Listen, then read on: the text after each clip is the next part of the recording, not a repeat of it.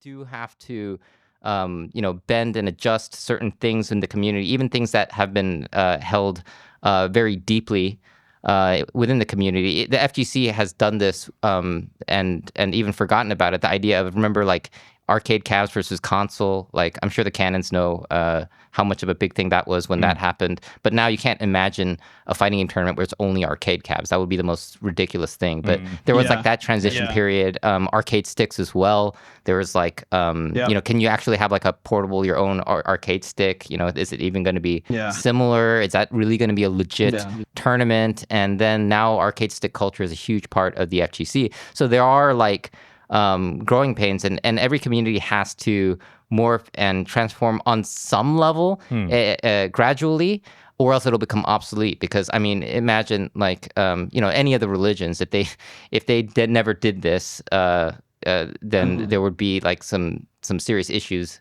in modern times, right? So there's always like any community, whether it's religious or video games or even like politics, right? But this is so I guess during this time you kind of like, I think maybe you needed to just kind of like check out, and you kind of did in a big way. I remember it was on Twitter. You just kind of like I suspended your Twitter. Like, I don't know what you call it. Like, you kind of deactivated it, and you kind of went through this period of you just weren't in the visible public eye, and I think a lot of people respected that. It's like, okay, if he doesn't want to, that's cool. I'm sure I'm sure there were some people who were bothering you about it, but overall, I remember it was kind of like, let him have his time. And I guess during that time, I guess this is kind of this was a quiet period.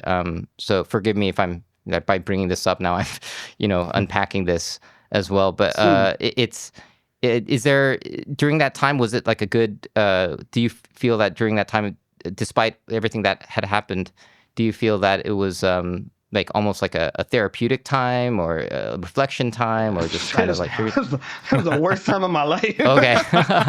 It was horrible. Oh my God. A lot of it was like self-punishment. Like, I was just trying to take everything away from myself that I had. Anything I ever built, anything I ever accomplished, I just got rid of it. Everything. I got rid of stupidly, I got rid of every trophy that I had except the gold stick. I got rid of every venue thing that I had. My walls were completely blank. Like, it was all just self-punishment. It wasn't healthy. It wasn't smart by any means.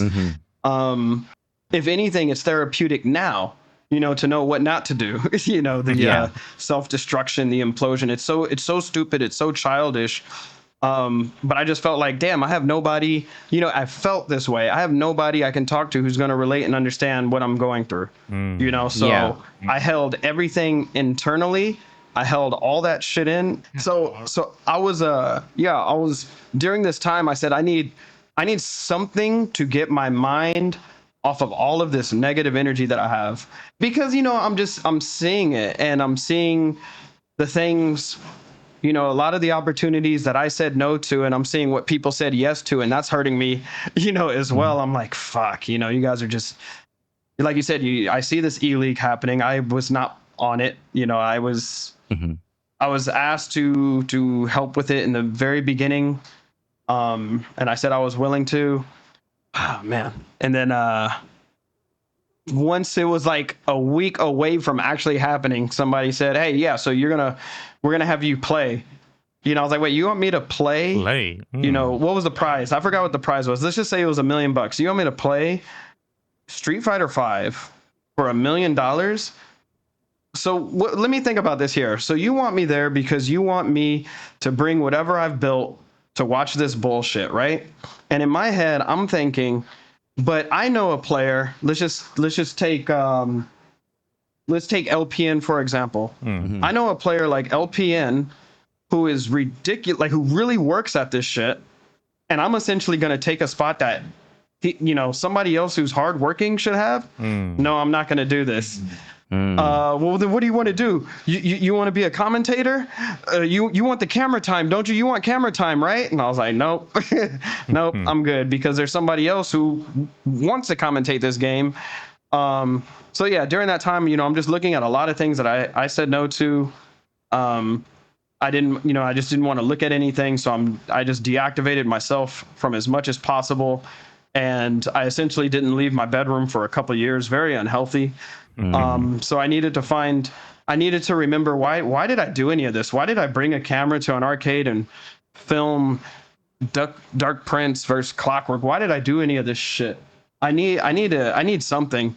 So I downloaded and installed a game called Guilty Gear Xrd, and that essentially saved my life. Nice. Wow. Yeah. So this is very interesting because I actually Oh, really trying to grab the burst. Oh my god, Michael. That's it. Super. Oh. Oh, the 5T! And he blocks the burst! Let's go, Michael Ross! Let's go. He's not even excited. No, he's like, yeah, not- it's just no, no, another no, day, this is dude. nothing.